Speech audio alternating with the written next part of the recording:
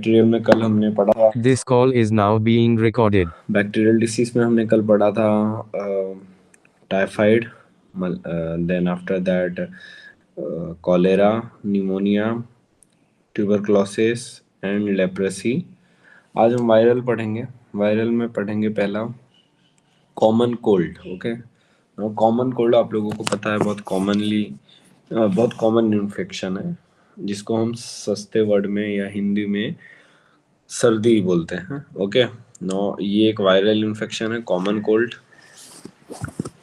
It is called common cold. And जो causative agent है वो है राइनो वायरस। कॉजेटिव एजेंट का नाम है rhino virus. Okay, now mechanism of transmission क्या है, किस मोड से वो एक बॉडी से या एक इंडिविजुअल से दूसरे इंडिविजुअल में स्प्रेड होता है, वो है ड्रॉपलेट। देखो, ड्रॉपलेट, स्नीजिंग, कफिंग, ये मोड ऑफ स्प्रेडिंग जो है वो उस बेसिस पे है कि आप स्नीज करते हैं तो वो एयर में सस्पेंडेड हो जाते हैं और वहां से वो स्प्रेड आउट होते हैं। ओके, तो ड्रॉपलेट है, ड्रॉपलेट से निमोनिया भी था और ट्यूबरक्लोसिस भी था, तो ये थोड़ा याद रखना। साइंस एंड सिम्टम्स क्या है, sneezing, coughing, running nose, headache, ये सारे काफी कॉमन सिम्टम्स है सर्दी के। Sneezing, coughing, running nose, headache does not affect lung. ये इंपॉर्टेंट पॉइंट है कि लंग को कोई अफेक्ट नहीं होता, सिर्फ रेस्पिरेटरी ट्रैक को अफेक्ट करता है। किस पे अफेक्ट करता है? अपर रेस्पिरेटरी ट्रैक, या आप बोल सकते हो फेरिंग्स के रीजन पे अफेक्ट होता है, लंग्स को अफेक्ट नहीं करता, जबकि निमोनिया जो है वो लंग्स को अफेक्ट करता है। नाउ मोस्ट कॉमन है ये। इसका ट्रीटमेंट क्या है? Luke warm water with salt. आप थोड़ा सा पानी गुनगुना करके उसको नमक डाल के रिलीफ मिल जाता है। नेक्स्ट है मिल्क प्लस टर्मरिक, और सीवियर केस में एजिथ्रोमाइसिन की टैबलेट ली जाती है 250 mg। ओके, काफ़ी घरेलू नुस्खे भी दिए इसमें, मिल्क प्लस टर्मरिक भी है। Okay fine. Next, dengue. ये नया नीट ने एडेड सिलेबस में है, तो आपको ये याद रखना पड़ेगा। डेंगू, इसका जो पॉजिटिव एजेंट है वो है फ्लैवी वायरस, बहुत इंपॉर्टेंट है। लोग सॉरी, मोस्ट ऑफ द लोगों को लगता है डेंगू मच्छर से होता है। यस, मच्छर उसका वेक्टर है, कैरी करता है, कैरियर है, बट वो डेंगू कॉज नहीं करता। डेंगू एक वायरल इन्फेक्शन है। ओके, ये याद रखो, फ्लैवी वायरस, FLAVI। चाहे डेंगू हो चाहे चिकनगुनिया, ये फ्लैवी वायरस से ही होता है। तो कॉजेटिव एजेंट फ्लैवी वायरस, जो कि अर्बो वायरस फैमिली में आता है, ARBO, एर्बो वायरल फैमिली में आता है। इसमें 4 स्पीशीज होती हैं। फ्लैवी एर्बो वायरस, इसकी 4 स्पीशीज होती हैं। इसमें से जो सबसे सीवियर वाला है वो डेंगू कॉज करता है, जो और 2-3 हैं जो कम सीवियर हैं वो चिकनगुनिया कॉज करते हैं। नाउ मैकेनिज्म ऑफ ट्रांसमिशन, किसकी वजह से वो ट्रांसमिट होता है? एडिस एगिपेटी। कौन सी? एडिस एगिपेटी, वो भी फीमेल, कई बार वो मेल भी लिखते हैं। फीमेल एडिस एगिपेटी मॉस्किटो, उसको वायरस को एक बॉडी से दूसरे बॉडी में जब वो बाइट करती है तो स्प्रेड करती है। तो एडिस मॉस्किटो कैसी होती है? उसको कई बार टाइगर मॉस्किटो भी बोला जाता है, टाइगर मॉस्किटो, क्योंकि उसके जो माउथ है, सॉरी, उसका जो एब्डोमेन वाला सेक्शन है उस पे हर थोड़ी दूर पे व्हाइट कलर की बैंड ऐसे हैं। ये बैंड ब्लैक व्हाइट अल्टरनेट दिखते हैं, तो वो टाइगर के स्ट्रिप्स दिखते हैं, इसलिए इसको टाइगर मॉस्किटो भी बोला जाता है। ओके, एडिस एगिपेटी फ्लैवी वायरस कॉज करता है, एडिस एगिपेटी मॉस्किटो फीमेल की स्प्रेड करती है। साइंस एंड सिम्टम्स की अगर मैं बात करूं तो एब्डोमेन मस्कुलर और जॉइंट पेन, ये बहुत इंपॉर्टेंट है। जॉइंट पेन, एब्डोमेन मसल्स और जॉइंट पेन होता है इससे सीवियर। रेड स्पॉट्स स्किन पे दिखते हैं, और मोस्ट कॉमन ब्लीडिंग होती है नोज से, माउथ से और गम से। ये इंपॉर्टेंट सिम्टम्स हैं। सीवियर केसेस में ब्लीडिंग होती है from knows, mouth and gums. तो डेंगू के लिए आपको दो चीजें याद रखनी पड़ेगी। पहला जॉइंट पेन होता है, दूसरा ब्लीडिंग होती है नोज और माउथ से। बाकी प्लेटलेट्स काउंट वगैरह कम हो जाते हैं, वो सब ठीक है, वो सब तो हिस्टोलॉजिकल फाइंडिंग्स हैं, बट साइंस एंड सिम्टम्स जो पेशेंट लेके आता है वो यही रहेंगे। Now 4 species of flaviarvovirus are present and all are RNA virus. ये इंपॉर्टेंट है कि फ्लैवी वायरस या डेंगू जो है वो आरएनए वायरस से स्प्रेड होता है। ओके, आरएनए वायरस से स्प्रेड होता है। नाउ विल सी चिकनगुनिया, फिर हम कॉमन प्रिवेंशन देखेंगे। चिकनगुनिया को भी इस बार ऐड किया है नीट के सिलेबस में। तो चिकनगुनिया का अगेन एज जो कॉजेटिव एजेंट है वो है चिकनगुनिया का वायरस, जो सिंगल स्ट्रैंडेड डीएनए से बना है। ओके, सिंगल स्ट्रैंडेड डीएनए से बना है। मैकेनिज्म ऑफ ट्रांसमिशन जो है वो है थ्रू वेक्टर। फीमेल एडिस एगिपेटी नाम की जो डेंगू को कैरी कर रही है वही सेम चिकनगुनिया भी कैरी करती है। साइंस एंड सिम्टम्स क्या है? Fever, joint pain, severe lymphadenopathy, limbs के अंदर स्वेलिंग हो जाती है, swelling of lymph nodes, conjunctivitis जो बाहर आईज के अंदर बहुत रेडनेस दिखता है और सीवियर पेन हो जाता है, कंजंक्टिवा अफेक्ट हो जाता है, एंड हीमोरेज। वही हीमोरेज का मतलब होता है नोस और गम से ब्लीडिंग होना। तो ये कुछ साइंस एंड सिम्टम्स हैं। जॉइंट पेन इसमें भी काफी है, लिम्फेडिनोपैथी एक अलग है, तो ये आपको याद रखना पड़ेगा। डेंगू को चिकनगुनिया से अलग करता है कंजक्टिविटीज। ओके, इसका कॉजेटिव एजेंट चिकनगुनिया वायरस है, सिंगल स्ट्रैंडेड डीएनए, और जो वेक्टर है या कैरियर है वो दोनों में सेम है, एडिस एगिपेटी। डेंगू और की और चिकनगुनिया दोनों की मॉस्किटो कॉमन है। Now prevention for dengue and chikungunya, कैसे हम प्रिवेंट कर सकते हैं डेंगू एंड चिकनगुनिया? ये आपको बोर्ड्स के में 3 मार्क का क्वेश्चन भी आ सकता है। पहला है यूज ऑफ मॉस्किटो नेट्स, आपको मॉस्किटो नेट्स यूज करने हैं, मॉस्किटो रिपेलेंट्स यूज करना है, avoid stagnation of clean water.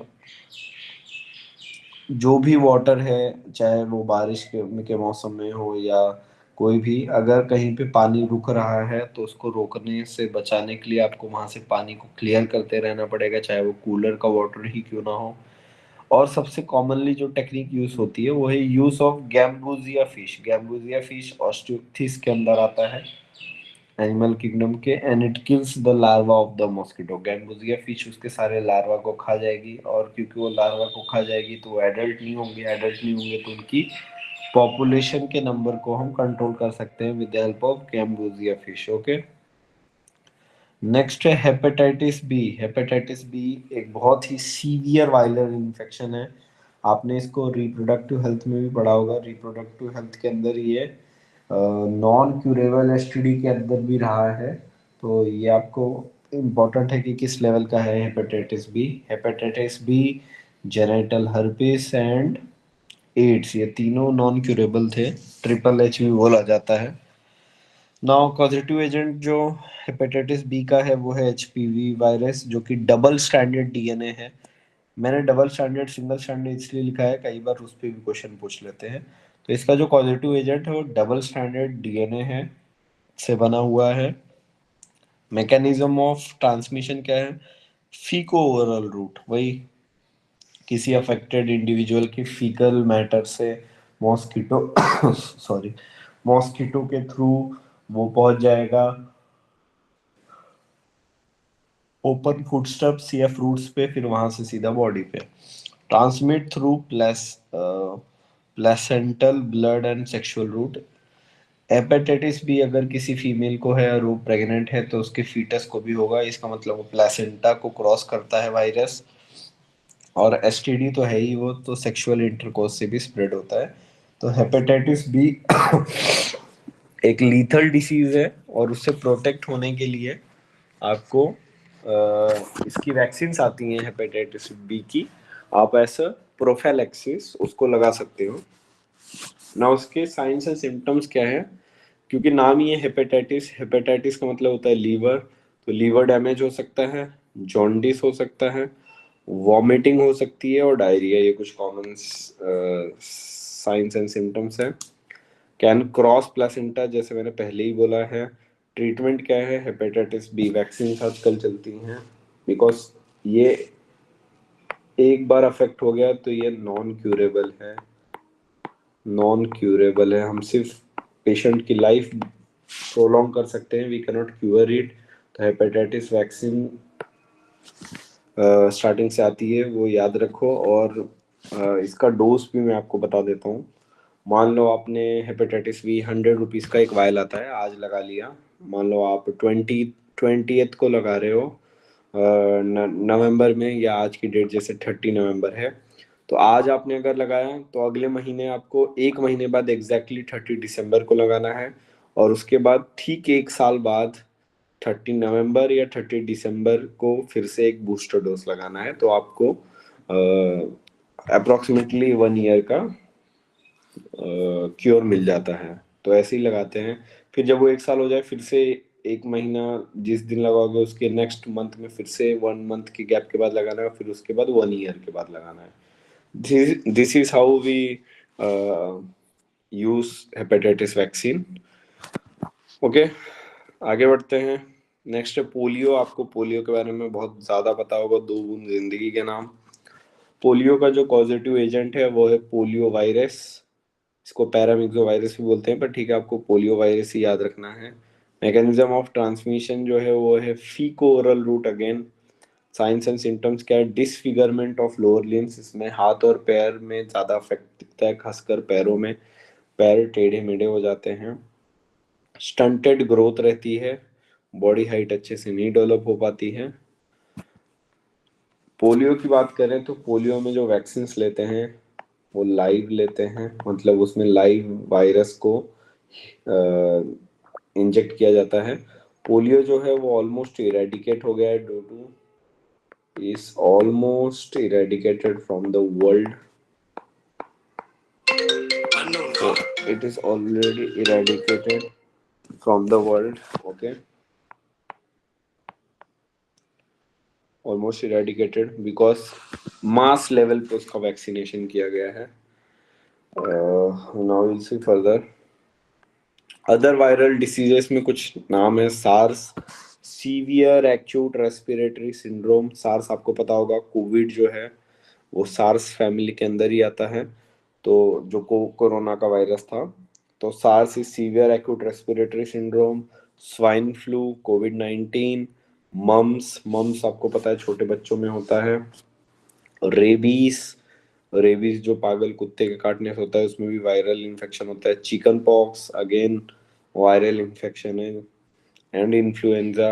Influenza के ऊपर तो साउथ इंडिया में मूवी भी बनी है, आप लोगों ने अगर देखी होगी, आए करके। तो इन्फ्लुएंजा जो है वो वायरल इन्फेक्शन है, उसमें बॉडी में डिसफिगरमेंट हो जाता है, उसका कैरियर रैट होता है। ओके, नाउ हमने यहाँ पे कुछ नीट में क्वेश्चंस आते हैं कि कौन से 6-7 बीमारियां दे देंगे और पूछा जाएगा कि कौन से डिसीजेस ऐसे हैं जो एयर ड्रॉपलेट से स्प्रेड होते हैं। तो मेरे पास कुछ डिसीजेस हैं और जिसको हमें डायरेक्टली ड्रॉपलेट इन्फेक्शंस के फॉर्म में लर्न करना पड़ेगा, क्योंकि नीट में इसके ऊपर बहुत क्वेश्चन आता है हेल्थ एंड डिसीज से। पहला है टीबी। हमने लिखा है एयरबॉर्न कौन कौन से हैं, ड्रॉपलेट। एयरबॉर्न मतलब स्नीजिंग और कफिंग के थ्रू भी स्प्रेड हो जाए, और ड्रॉपलेट्स मतलब नॉर्मली भी अगर उसको सर्दी है या नोज ब्लोइंग है या वो एयर के थ्रू सांस ले रहा है तो भी हो जाएगा। तो एयरबॉर्न में आता है टीबी, चिकन पॉक्स, मीजल्स, कोविड-19, सार्स एंड स्मॉल पॉक्स। और ड्रॉपलेट्स में आता है pertussis, mumps, rubella, influenza, meningitis and sorry pneumonia. तो इसका एक कोड बना है, Spiderman, scarlet fever, pneumonia, influenza, diphtheria, epiglottis, rubella, mumps, adenovirus and common cold. ये सब कुछ ड्रॉपलेट इन्फेक्शन के कोड हैं। Spiderman, okay, scarlet fever, pneumonia, influenza, diphtheria, epiglottitis, rubella, mumps, adenovirus and common cold. Okay, okay, moving further, हमने bacterial diseases देख लिए, हमने viral diseases देख लिए, अब हम फंगल की तरफ जाएंगे। बट मैं आपको एक बार वायरल के डिसीजेस की जस्ट ये नेम रिकॉल करवा देता हूँ। वायरल में हमने आज पढ़ा कॉमन कोल्ड, नेक्स्ट हमने पढ़ा डेंगू, नेक्स्ट हमने पढ़ा चिकनगुनिया, नेक्स्ट हमने पढ़ा हेपेटाइटिस बी, नेक्स्ट हमने पढ़ा पोलियो। ओके, अब फंगल शुरू करते हैं। नेक्स्ट लेक्चर में मैं एक बार आप लोगों को एनसीईआरटी भी रीड करूंगा ताकि हम साइड बाय साइड उसको भी साथ में लेके चले। ओके, ना फंगल, फंगल के बारे में आपको पता है कॉजेटिव एजेंट क्या होगा, फंगस होगा ना। उसका जो पहला एग्जांपल है वो है रिंग वर्म। रिंग वर्म का कॉजेटिव एजेंट है, ये सब चीजें एनसीईआरटी में दिख अवेलेबल है आप लोगों को, अगर ये थोड़ा सा पिक्चर अनक्लियर है, बट आपको एनसीईआरटी में ये फंगल का पार्ट एज इट इज मिल जाएगा, डोंट वरी। फंगल में रिंगवर्म जो है उसका कॉजेटिव एजेंट है 3 स्पीशीज ऑफ फंगस जो कॉमनली कॉज करती है। पहला है माइक्रोस्पोरम, सेकंड है ट्राइकोफाइटन और फोर्थ है एपिडर्मोफाइटन। 3 स्पीशीज एनसीईआरटी ने दिया है कि फंगल के जो इन्फेक्ट करते हैं, microsporum, trichophyton and epidermophyton. Okay, उसके साइंस एंड सिम्टम्स क्या है, dry scaly lesions with reddish outline. जो इसके लीजन्स होते हैं वो ऐसा कॉइन जैसा, जैसे कॉइन होता है वैसे रेड कलर की एक लाइन दिखती है, उसके अंदर बहुत सारे स्केल्स दिखते हैं, मतलब ऐसा समथिंग लाइक दिस। मान लो ये किसी का जॉ रीजन है तो यहाँ पे ऐसा वो रेडनेस की तरह होता है, और उसके अंदर काफी स्किन के ऐसे स्केल्स दिखते हैं। ओके, तो ऐसा कुछ वो लीजन होता है, इची होता है, बहुत इचिंग होती है, ड्राई होता है।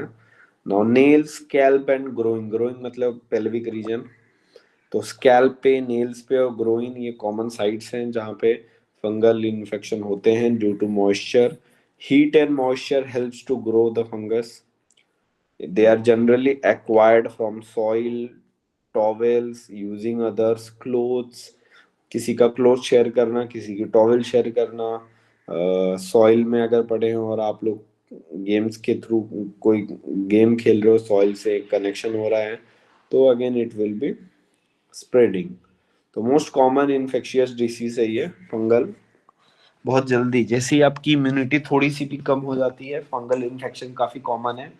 हमने कोविड के टाइम में देखा था म्यूकोरमाइकोसिस जो है वो आफ्टर कोविड के ट्रीटमेंट के बाद लोगों को हो रहा था म्यूकोरमाइकोसिस के अंदर, क्योंकि हम स्टेरॉइड्स दे रहे थे।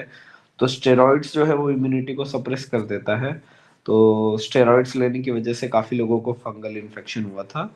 फंगल इन्फेक्शंस को काफी बार अपॉर्चुनिस्टिक इन्फेक्शंस भी बोला जाता है। अपॉर्चुनिस्टिक इन्फेक्शन का मतलब होता है वो लोग तब आते हैं अपॉर्चुनिटी देख के जब इम्यूनिटी काफी लो होती है। ओके, नाउ कैंडिडियासिस, ये मोस्ट कॉमन फंगल इन्फेक्शन है, ये एनसीईआरटी में ही दिया है। इसका कॉजेटिव एजेंट है candida albicans, C dot albicans. Mechanism of transmission क्या है, कॉन्टेजियस इन्फेक्शन, किसी के कांटेक्ट में आने से, किसी के कपड़े यूज करने से।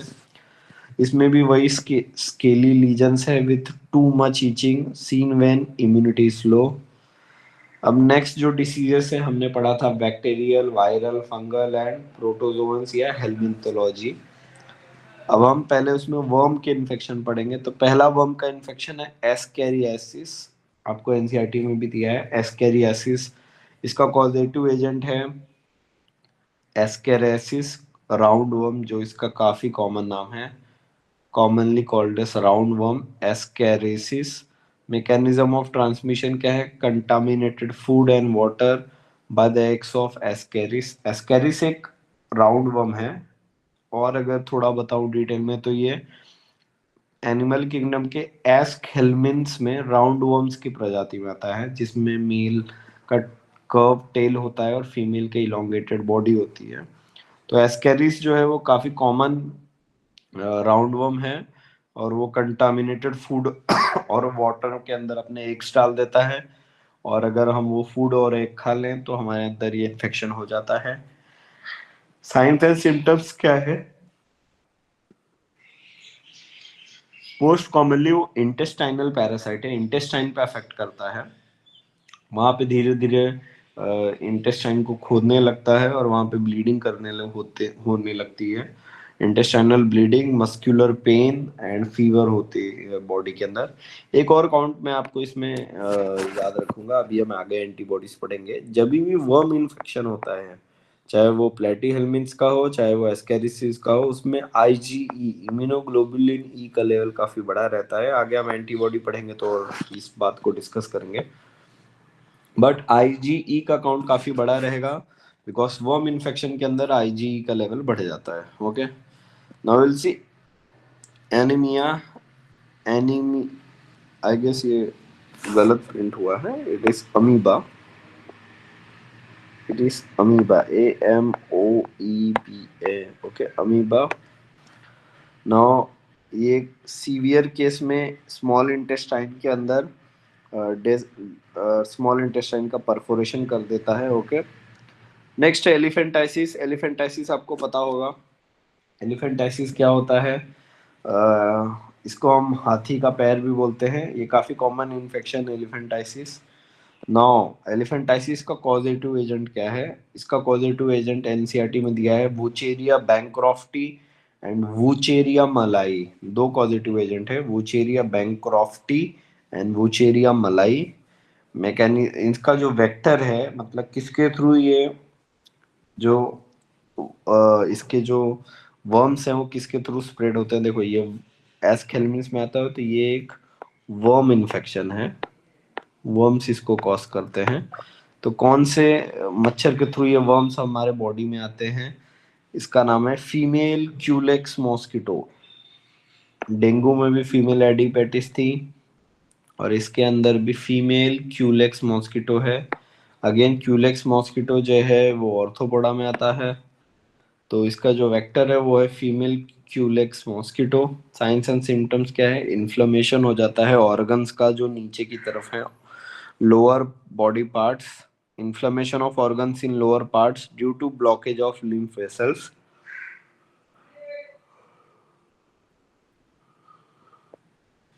उसमें क्या होता है? What happens is lymph nodes, one second, lymph nodes के अंदर ये लोग ऑब्स्ट्रक्शंस करने लगते हैं। इनका वर्म्स का नंबर और एक्स इतने हो जाते हैं कि लिम्फ का जो फ्लो है वो टूवर्ड्स लिम्फ नोड्स जा ही नहीं पाता, जिसके कारण यहाँ पे स्वेलिंग होने लगती है। एंड ये स्वेलिंग के कारण पूरा का पूरा पैर या रिप्रोडक्टिव ऑर्गन जो उसके आसपास होता है वो स्वेल हो जाता है। एनसीईआरटी में एक प्रॉपर डायग्राम है एक ह्यूमन का, जिसका एक पैर काफी स्वेल्ड है अलोंग विथ हिज टेस्टिस। तो काफी एलिफेंटाइसिस में सबसे ज्यादा पैर और रिप्रोडक्टिव ऑर्गन्स आते हैं। ये मेल और फीमेल दोनों को हो सकता है। Sometimes genital organs are also affected. Okay, तो हेलमिन्स में हमने सॉरी दो डिसीजेस पढ़े, एलिफेंटाइसिस और ascariasis. Now will study protozoa. Protozoa मतलब प्रोटिस्टा का एक ग्रुप है ये, जो काफी कॉमन इन्फेक्शन, एक फाइलम है जो काफी कॉमनली ह्यूमंस को अफेक्ट करता आया है। उसमें सबसे पहले है मलेरिया। मलेरिया 5 मार्क का क्वेश्चन है इस टॉपिक से बोर्ड्स के अंदर। प्लस मलेरिया जो है वो नीट पॉइंट ऑफ व्यू से भी बहुत इंपॉर्टेंट है।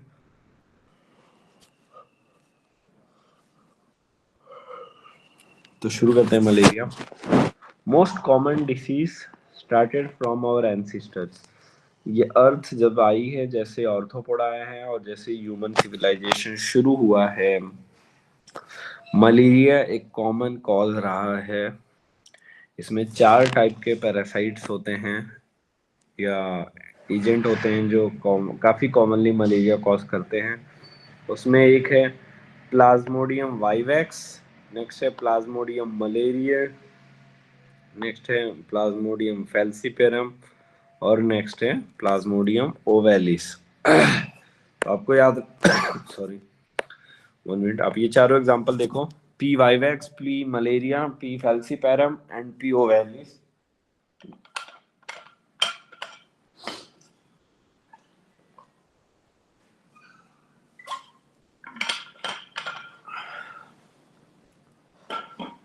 ओके स्टार्ट करते हैं।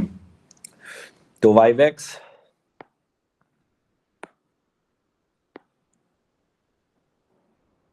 P vivax malariae falciparum and ovale, ये 4 स्पीशीज हैं जो कॉज करते हैं मलेरिया।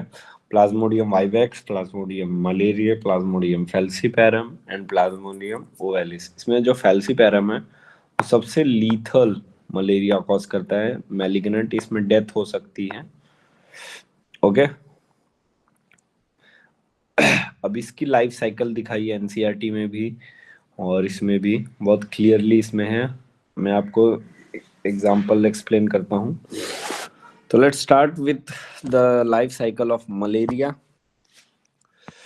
देखो थोड़ी इसमें डायग्राम काफी फनी है बट आपको समझ में आना चाहिए, इंपॉर्टेंट है। देखो ये मच्छर है, यहाँ पे दिख नहीं रहा बट ठीक है। This is mosquito. मॉस्किटो ने अपने डंक के थ्रू,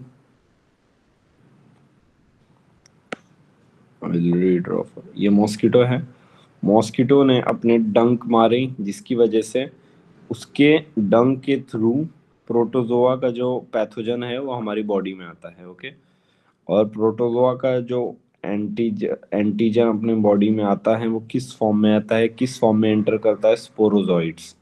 स्पोरोजोइट्स, SPOROZOITES, बहुत इंपॉर्टेंट है। स्पोरोजोइट्स जो हैं वो तब आते हैं जब मच्छर ने काटा और उसके डंक के थ्रू जो एजेंट है वो उसके सलाइवरी ग्लैंड से हमारे अंदर आ गया, हमारे ब्लड में आ गया, उसको बोलते हैं स्पोरोजोइट्स। स्पोरोजोइट्स क्या करते हैं, वहां से ट्रैवल करता है ब्लड में। ये जो ट्यूब दिख रहा है ये ब्लड वेसल्स है, कहाँ पे ट्रैवल करता है वो ब्लड वेसल्स में। उसके बाद वो ब्लड वेसल्स के थ्रू सबसे सेफ जगह ढूंढता है। तो सबसे सेफ जगह में वो जाता है लीवर के अंदर। ओके, लीवर के अंदर वो किस फॉर्म में जाता है? साइजोंट बन के। साइजोंट क्या होता है? जो स्पोरोजोइट्स थे, जो स्पोरोजोइट्स थे वो एक बाहर सिस्ट, एक कवरिंग बना लेते हैं जिसको सिस्ट बोलते हैं। ओके, इस कवरिंग वाले अंदर स्पोरोजोइट्स को साइजोंट बोलते हैं। क्या बोलते हैं? साइजोंट। यहाँ पे देखो मैंने सर्कुलर फॉर्म में लिखा भी है, ठीक है, साइजोंट। साइजोंट क्या होता है? स्पोरोजोइट्स अंदर होते हैं, बाहर से एक कवरिंग होती है। फिर वो जो सिस्ट है वो फूटता है और वो असेक्सुअली रिप्रोड्यूस करता है। फूटने के बाद वो लीवर के अंदर असेक्सुअली डिवाइड करता है और जो डिवीजन वो करता है उससे जो प्रोडक्ट्स मिलते हैं उसको मीरोजॉइट्स बोलते हैं। क्या बोलते हैं? मीरोजॉइट्स, MEROZOITE।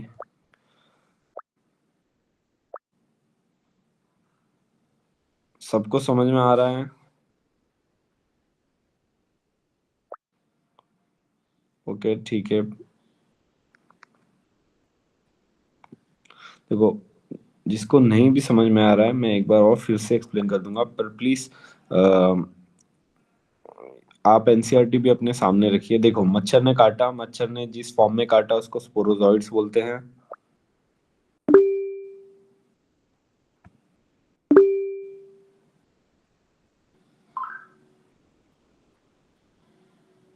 MTS मेडिकल बॉयज, आपने हैंड रेस किया है, कुछ बोलना है तो चैट बॉक्स में टाइप कर सकते हो आप।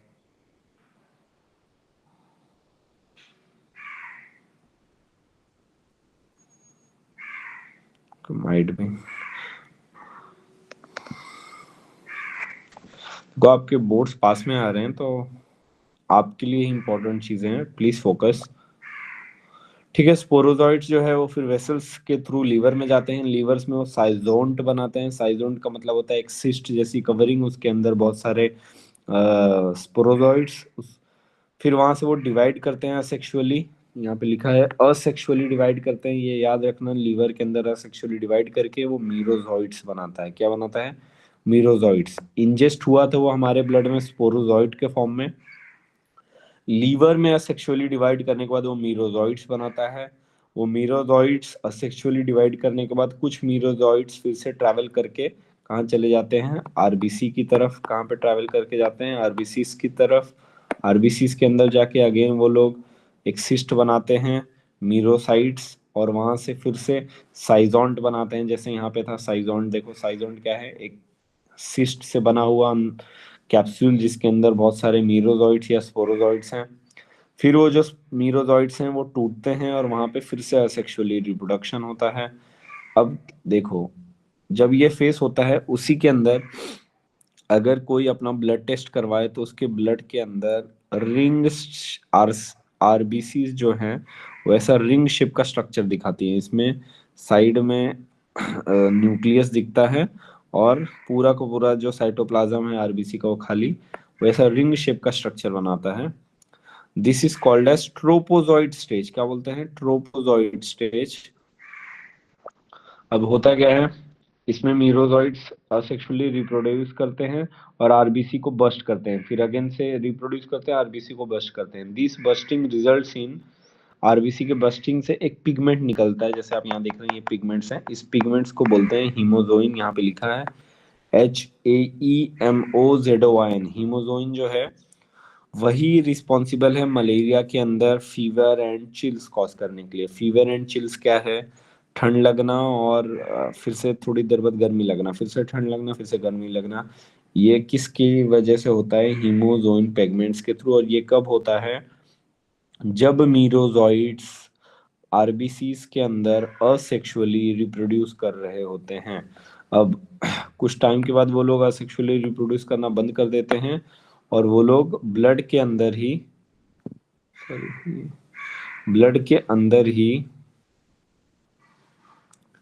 गैमेटोसाइट स्टेज बनाते हैं। Gametocyte stage is the pre form of the gametes. Gamete बनाने का जो प्रोसेस है वो पहले प्री गैमेटोसाइट स्टेज से शुरू होता है। तो प्री गैमेटोसाइट्स इसमें दो होते हैं, मेल और female. There are two gametocyte stage, male gametocyte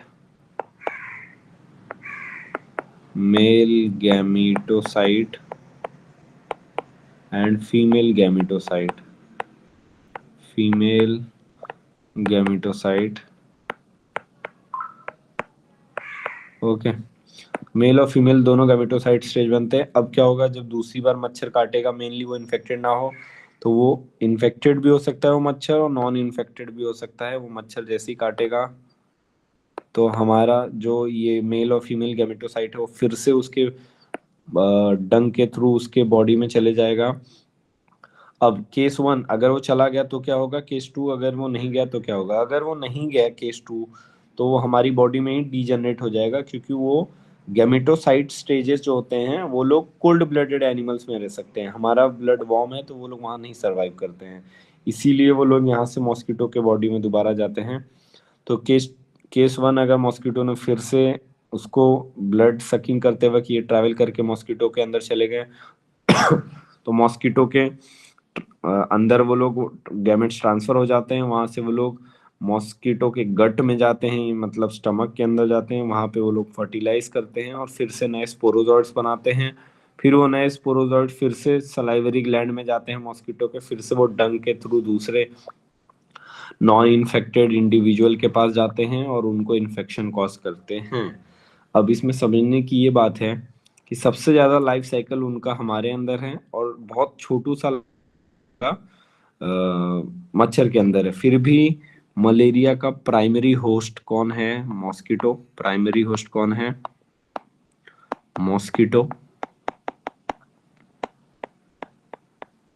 कौन सी मॉस्किटो, फीमेल एनोफिलिस। और सेकेंडरी होस्ट कौन है, ह्यूमन। सेकेंडरी होस्ट कौन है, ह्यूमन। अब देखो समझने की ये बात है, हम सेकेंडरी क्यों हैं। प्राइमरी और सेकेंडरी होस्ट किस बेसिस पे डिसाइड किया जाता है, अगर जो भी पैथोजन किसी के बॉडी में है वो सेक्सुअली कहाँ पे रिप्रोड्यूस कर रहा है। अगर वो सेक्सुअली रिप्रोड्यूस जिसके अंदर कर रहा है वही उसका प्राइमरी होस्ट होगा, भले ही वो वहां पे 1% टाइम रहे, बाकी 99% किसी और होस्ट में रहे। जैसे मच्छर हमारे बॉडी में 75% अपनी लाइफ साइकिल गुजार रहा है, पर 25% मॉस्किटो के अंदर। पर मॉस्किटो के अंदर हमने देखा, वो देखो ट्रैवल करके यहाँ पे जा रहा है और फर्टिलाइजेशन कर रहा है। आप ये देख सकते हो, फर्टिलाइजेशन और रिप्रोडक्शन जहाँ पे होगा वहीं पे वो प्राइमरी होस्ट कहलाएगा। तो प्राइमरी होस्ट इज मॉस्किटो। एक शॉर्ट ओवरव्यू, मच्छर ने काटा, स्पोरोजॉइट्स आए, स्पोरोजॉइट्स आरबीसीज के थ्रू लीवर में गए, लीवर में डिवाइड किया, स्पोरोजॉइट्स से मीरोजॉइट्स बना, मीरोजॉइट्स टूट टूट के रिप्रोड्यूस करते करते कुछ मीरोजॉइट्स लीवर से आरबीसीज में जाते हैं, वहां पे अगेन मीरोजॉइट्स बनाते हैं। मीरोजॉइट्स जो आरबीसीज में बनते हैं वो आरबीसीज को तोड़ने लगते हैं, जिससे हीमोग्लोबिन का पिगमेंट बनता है। हीमोग्लोबिन के पिगमेंट्स की वजह से उन्हें फीवर और चिल्स होती हैं। फिर वो हीमोग्लोबिन का पिगमेंट फिर वो मीरोजॉइट्स कुछ गैमेटिक सेल्स बनाते हैं। गैमेटिक सेल्स जो हैं वो मच्छर दूसरी बार जब काटता है तो उसके बॉडी में वापस चला जाता है, वहां पे वो फिर से गट गट में जाता है, क्योंकि उनका गट कोल्ड ब्लडेड है। तो वहां पे वो फिर से रिप्रोड्यूस करते हैं और नए नए प्रोजेनी बनाते हैं। नए प्रोजेनी फिर से मॉस्किटो के डंक में आता है या सलाइवरी ग्लैंड में आता है, वहां से फिर से नए इन्फेक्शन में या नए इंडिविजुअल में स्प्रेड होता है। ये एक साइकिल है, कंटिन्यूअसली ये प्रोसेस चलते रहती है। तो इसकी ट्रीटमेंट में हम देखते हैं, देखो primary host is mosquito and secondary host is human. Science and symptoms क्या है? Fever with chills, nausea and vomiting, severe headache and fever. अब इसका ट्रीटमेंट क्या होगा? मलेरिया का ट्रीटमेंट है, बहुत सिंपल सा है। हम पेशेंट को आइसोलेट करते रखते हैं नेट के अंदर, ताकि मॉस्किटो के अंदर गैमेट स्प्रेड ना हो पाए। और फिर उसके बाद उसको एंटीबायोटिक्स वगैरह और ओरल रिहाइड्रेशन सॉल्यूशंस वगैरह दी जाती हैं, ताकि उसका आरबीसी टूटने से बचे और ऑस्मोलैरिटी मेंटेन रहे। ओके, एक बार आप घर पे प्लीज मलेरिया वाला पार्ट रीड करना, बाकी का हम नेक्स्ट लेक्चर में देखेंगे। अमीबियासिस प्लीज एक बार आप लोग एनसीईआरटी रीड करके आना। Okay, done, thank you.